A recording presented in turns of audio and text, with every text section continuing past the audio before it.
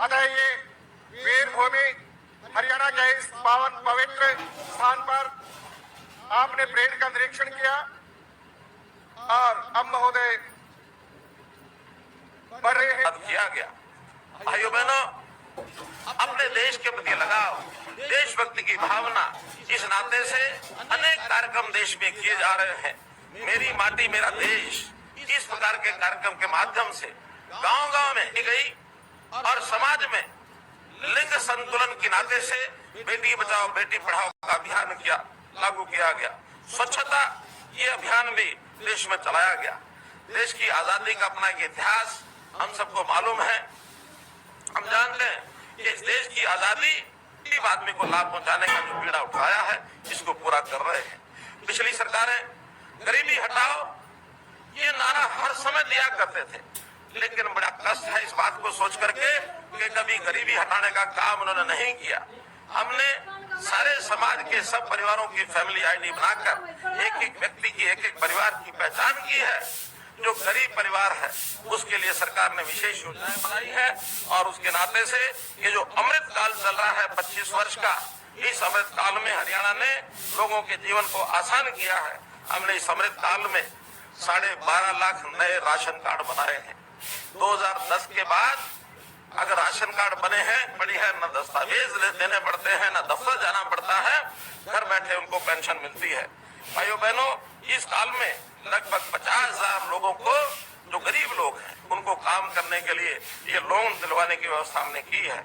इस अमृत काल में 29 लाख लोगों को आयुष्मान भारत और चिरायु हरियाणा का लाभ अभी कल तक हम दे रहे थे।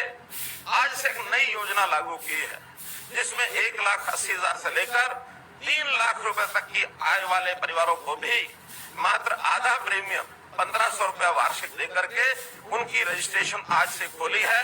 उनको भी 5 लाख रुपए का लाभ, उसके सिस्टम खोजे हुए थे, अब वो सब परेशान हो गए हैं, सब बेरोजगार हो गए हैं और इसी के कारण से उनके आका इस बेरोजगारी का जो आंकड़ा है वो निरंतर बढ़ा के बताते हैं, क्योंकि उनके सब चहेते, उनके निकट रहने वाले लोग उनके कान भरते हैं, बेरोजगारी बहुत हो गई है।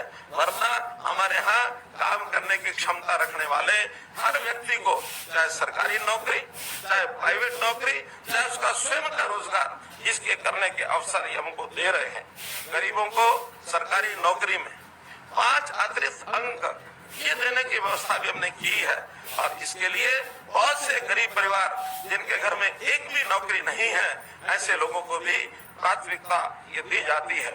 बच्चों की पढ़ाई के लिए हमने चिराग योजना शुरू की है, जिसके अंदर गरीब परिवार के बच्चे यदि सरकारी स्कूल की बजाय प्राइवेट स्कूल में बच्चों को पढ़ाना चाहते हैं तो उनकी फीस ये सरकार अदा करेगी। मित्रों, भाई बहनों, इसलिए ये सब विषय हमने लागू किए हैं।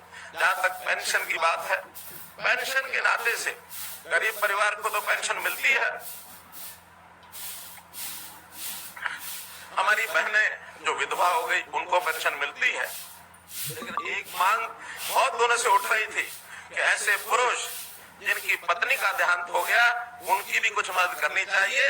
हमने सोच विचार करके ऐसे जो हमारे विडोवर हैं, जिनको विधुर कहते हैं, ऐसे 40 साल से ऊपर के सब विधुर, इनके लिए भी पेंशन देनी शुरू की है।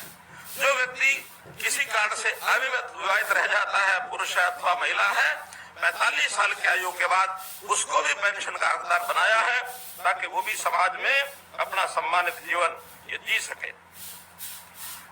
हमने किसानों के सिस्टम को ठीक करने के लिए मेरी फसल मेरा ब्यौरा एक पोर्टल बनाया है, जिसमें से हर किसान बता देता है कि मैंने कितनी जमीन पर कौन सी फसल बुआई की है, ताकि उस फसल की खरीद के समय किसी प्रकार की कठिनाई उनको ना आए।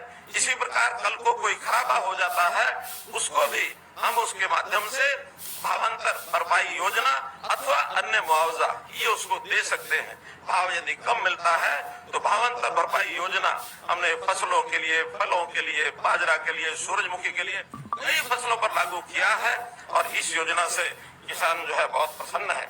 इसी प्रकार हमने किसानों के लाभ के लिए जहाँ डीबीटी का पैसा उनको भेजते हैं, वहाँ पर भावांतर भरपाई योजना के साथ, मुआवजे के साथ मेरा पानी मेरी विरासत, इसमें भी 7,000 रुपया प्रति एकड़ किसान को दिया जाता है। डायरेक्ट सीडिंग ऑफ राइस, इसमें भी 4,000 रुपया प्रति एकड़ किसान को दिया जाता है। किसान यदि फर्द मांग की इच्छा करता है, उसको फर्द की आवश्यकता होती है, एक क्लिक में CSC पर जाकर और अपनी उस फर्द जो है वो ले सकता है, जिसको लेने के लिए उसको महीने ये लगते थे। जैविक खेती को बढ़ावा देने के लिए हमने इसमें भी बहुत सी योजनाएं बनाई हैं। खास करके हमारा जो नैनो छिड़काव, ड्रोन का सर्वे, स्वास्थ्य कार्ड और इस प्रकार का जो हमारे केमिकल खादों से दूर रह करके अगर वो जैविक खेती पर आता है तो गाय पालने के लिए अनुदान, ये सब चीजें उनके लिए हमने की है। जहां तक उद्योग का विषय है मित्रों, उद्योग के नाते भी बड़े उद्योग, मारुति जैसे उद्योग भी जिनकी चर्चा हमेशा रहती है कि हरियाणा को छोड़कर कहीं जा सकते हैं, उनको भी अभी उन्होंने हमारा 1,000 एकड़ जमीन के ऊपर लगभग 20,000 करोड़ रुपए की लागत से नया प्लांट वो लगाने जा रहे हैं। तो मित्रों, ये सब बातें मैं इसलिए आपको बता रहा हूँ कि हरियाणा की प्रगति पिछले 8 साल में जितनी हुई है, 9 साल में जितनी हुई है, ये पहले कभी नहीं हुई। हमने 9 सालों में हरियाणा के कांग्रेस के 10 साल के कार्यकाल की तुलना में विकास के काम डबल किए हैं और खर्चा उससे आधा किया है। करप्शन को दूर करते हुए इस आधे खर्चे में डबल काम करने का हमारा जो विषय है वो मैं आपके सामने रख रहा हूँ। भाइयों बहनों, एक नई योजना हमने बनाई।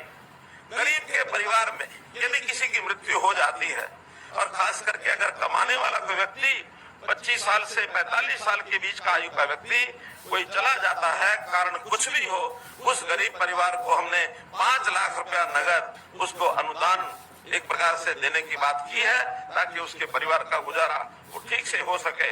ऐसा भी हमने किया है।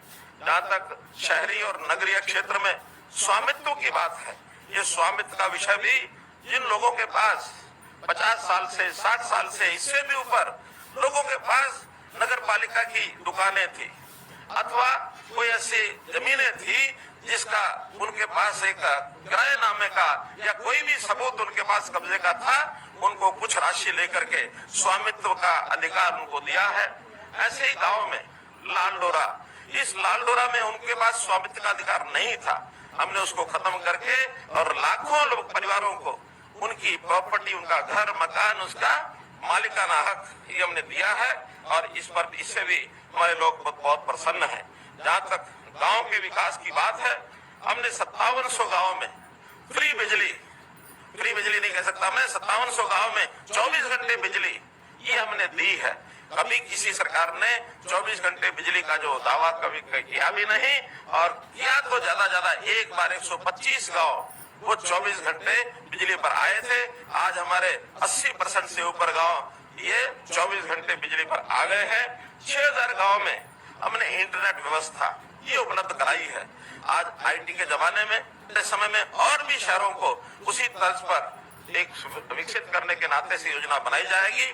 स्पेशल डेवलपमेंट अथॉरिटीज, चाहे गुड़गांव में GMDA हो लिए, और एक कानून बनाया है।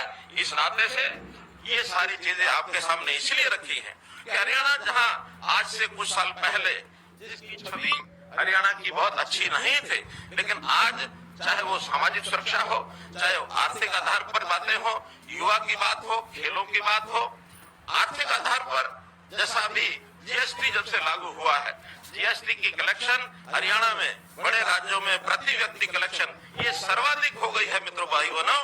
तो इससे हमारे जो आर्थिक तंत्र है ये बहुत मजबूत हुआ। हमने विद्यार्थियों के लिए इस अमृत काल में 5 लाख टेबलेट बांटे हैं और इतने बड़ी संख्या में टेबलेट बांटने वाला हरियाणा एकमात्र पहला राज्य बना है कि विद्यार्थियों को शिक्षा में उनको सुविधा हो।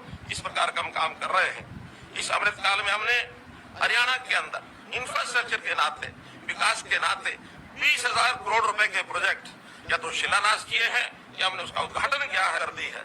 चाहे ऑनलाइन ट्रांसफर हो, चाहे हमारी भर्ती का विषय हो, सभी चीजें हमने ऑनलाइन सिस्टम से मेरिट के आधार पर की है। पिछले 8 वर्षों में हमने ऐसे 1,10,000 युवकों को और नौकरी दी है बिना खर्ची, बिना पर्ची के।